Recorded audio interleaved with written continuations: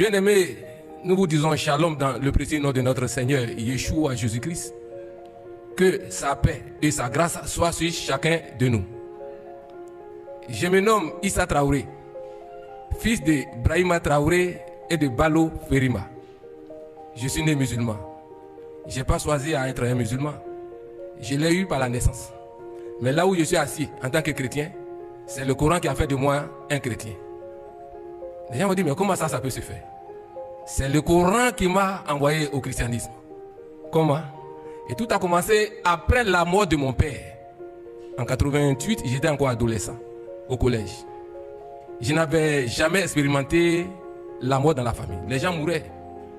Je pensais que nous, on était les préférés de Dieu. Parce que je n'avais jamais vu quelqu'un mourir chez moi.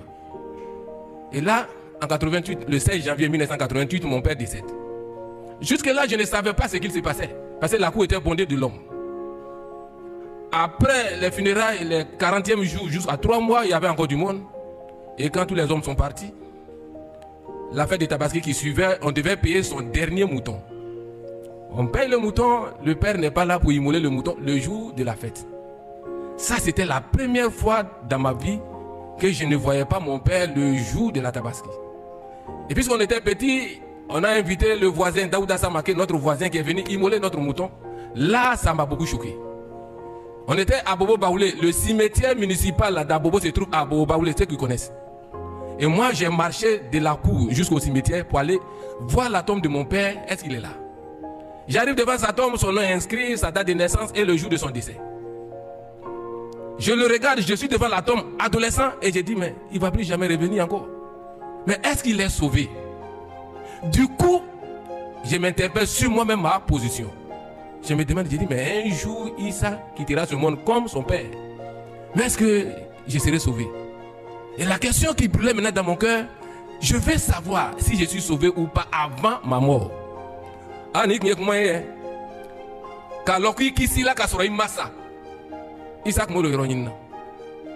Devant la tombe de mon père, je voulais avoir l'assurance de mon salut avant de mourir.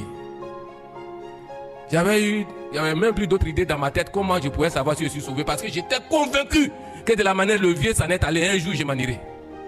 Maintenant, est-ce que je suis sauvé? Issa voulait savoir s'il était sauvé. J'ai passé toute la fête, tout le temps, triste. Le cœur angoissé, attristé. Il y avait une souffrance spirituelle à moi que personne ne pouvait comprendre. Mon père avait un ami qui était l'imam second de la mosquée d'Abou Baoulé qu'on appelait Sriki Diallo. Et ce vieux-là, il était beaucoup versé dans les études coraniques. J'ai eu le courage d'aller le voir un jour. Et j'ai dit au vieux, il dit, bah, t'as dit, papa, est-ce que mon père sait qu'alors qu'il s'est là qu'à se sa forme? C'est-à-dire, est-ce qu'un homme peut connaître qu'il est sauvé avant même qu'il ne décède? Le vieux m'a regardé droit dans les yeux. Il dit, Manganewa. C'est-à-dire, tu es malade? On peut connaître ça comment?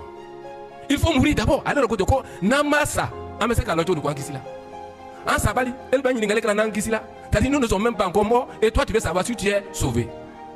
Et le vieux reprend.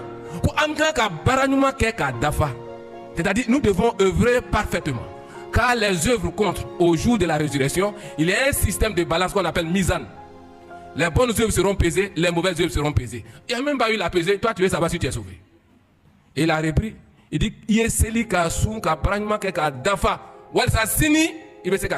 dit quoi? Mène une vie agréable, juste et parfaite. Prie et jeûne, fais les bonnes œuvres.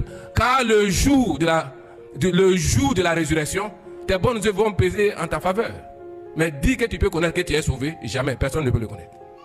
Ah, il n'avait pas la réponse. Non, il n'avait pas encore la réponse. Et le cœur était encore angoissé. Quelques mois après, lors des funérailles d'un autre vieux qui est décédé, un imam, un prédicateur imam, ce n'est pas les jeunes d'aujourd'hui, avant c'était les vieux qui prêchaient. Un prédicateur imam, un vieux prédicateur est venu prêcher lors des funérailles du vieux Bemba Traoré. Et ce prédicateur a prêché sur la sourate 19. Verset 71 à 72. Vous pouvez relever ça. La sourate 19, verset 71 à 72. Et le vieux prédicateur, il prêchait en Djoula. Il dit, Morotena soro alu tchemaya. Mitna do jahanama kono kasoro kabo. Ala otala kaire kaliola oye wuli baliye. Au quoi fait? Amena klenu mbo ka klemba luto jahanama kono kudai. Qu'est-ce qu'il veut dire? Il dit, il n'y a personne parmi vous qui ne passera pas par l'enfer. Car c'est un décret irrévocable d'Allah subhanahu wa ta'ala. Ensuite, nous sauverons les pieux et nous y laisserons les injustes agenouillés à jamais. À jamais, c'est ça qui est coup d'œil là. Alors là, le vieux ne devait pas faire cette prédication. C'était dur. Mais j'ouvre une petite parenthèse pour nos frères et sœurs musulmans qui nous écoutent, même s'il y en a aussi dans la salle. Ça, c'est un verset de tromperie. On peut te tromper. Prendre ta femme, ton mari, tes biens, les choses de ce monde. On peut te tromper pour t'arracher ces choses. Tu peux les retrouver après. Mais si on t'a trompé sur ton salut, tu es foutu. Ce verset est une tromperie. Pourquoi? Entrer dans l'enfer et ressortir. Est-ce que c'est possible?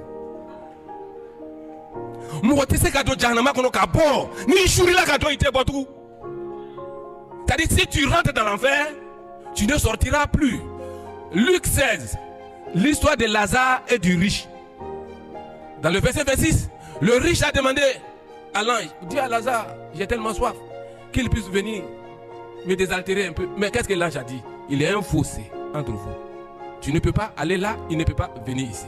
Donc dès l'instant que tu rentres dans l'enfer, bolité. Voilà pourquoi je dis que c'est une parole de tromperie. Et cela veut dire clairement qu'aucun musulman ne sera sauvé en vertu de ce verset-là.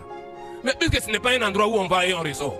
Donc si tu rentres, tu ne sors plus. Et Allah a juré que tous les musulmans passeront par l'enfer. Donc Allah a juré qu'aucun musulman ne sera sauvé. Qu'aucun musulman ne sera sauvé. Issa, moi je ne voulais pas aller là-bas. Et je cherchais l'assurance de mon salut. Ce doute-là, je voulais connaître si je suis sauvé ou pas, mais le Coran me dit, quel que soit Alpha, tu feras un toit à l'enfer. Je suis resté là dans cette position d'angoisse spirituelle, du collège jusqu'au lycée. Et là au lycée, je rencontre un jeune à Djoukrou, du nom de Esso Roland, un chrétien digne d'être appelé chrétien, qui menait une vie digne de l'évangile. Ça, il faut le dire. Il avait un caractère. Roland ne fumait pas, il ne buvait pas, il ne courait pas derrière les filles, il ne trichait pas en classe. Les 4 péchés que j'ai dit, ça faisait ça. Roland ne fumait pas, il ne buvait pas, il ne courait pas derrière les filles, il ne trichait pas à l'école. Les 4 péchés là, nous on avait ça, mais on était musulmans. Et sa vie m'impressionnait beaucoup. Et le musulman, je m'accroche à lui. Moi j'avais un souci. Comment faire pour connaître si je suis sauvé? Le Coran m'a condamné, mais j'étais musulman. J'espérais qu'un jour je pourrais rencontrer le salut dans le Coran. Chaque fois j'embêtais Roland, si Jésus est Dieu, alors comment on peut tuer Dieu? Il n'arrivait pas puisque c'était un enfant. Il ne pouvait pas, la divinité du Seigneur, c'est pas n'importe qui peut décortiquer ça. Et je suis resté là en train de l'emmerder. Et un jour Roland sort un livre rouge dans sa main, il me tend le livre. Il dit ça, si tu es sincère et que tu cherches Dieu avec tout ton cœur, voici ce livre-là, la Bible. Prends-la, va la lire, Dieu va se révéler à toi. Il me connaît mal. Combien de Bibles, les petits gédéons qu'on nous a donnés à l'école, nous on a jeté ça. Parce que nous musulmans, nous avons été vaccinés contre la Bible. C'est un faux livre. Un livre des égarés.